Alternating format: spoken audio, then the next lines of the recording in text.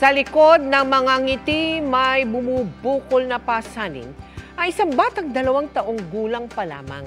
Literal po yan na lumalaki sa kanyang leeg at kilikili.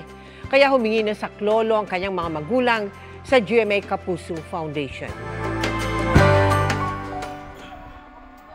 Makarinig lang daw ng tugtog. Agad umiindak ang 2 taong gulang na si Ash. Kaya't sinong mag-aakala na may iniinda pala siyang bukol sa leeg at sa kilikili. Kasabay na nga raw niya sa paglaki ang kanyang mga bukol. Meron siguro yung time na kikirot yung bukol niya, tapos meron din yung time na hindi. Like nung nakaraan po, naiyak-iyak po siya kasi sa bukol niya siguro. Kasi tinuturo niya yung kamay niya na may, sa may part ng bukol niya. Mula Cagayan Valley, bumiyahe ang mag-anak pa Maynila para mapaoperahan si Ash.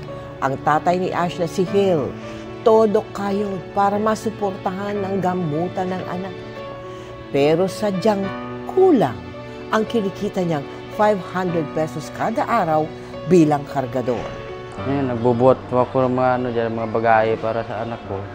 Luluding ako sa ibang tracking yan para magkaroon ng pera, matustusan, balik-balik pamasahe sa ospital. Kaya lumapit sila sa GMA Kapuso Foundation. At agad naman nating ipinasuri si Ash sa isang pediatric surgeon.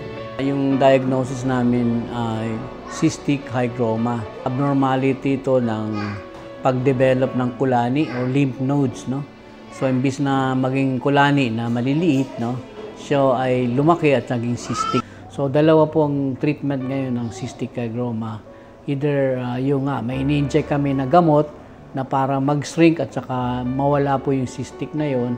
O ang pangalawa po, talagang aalisin na namin by surgery. Mga kapuso, sana'y matulungan po natin si Ash sa kanyang operasyon.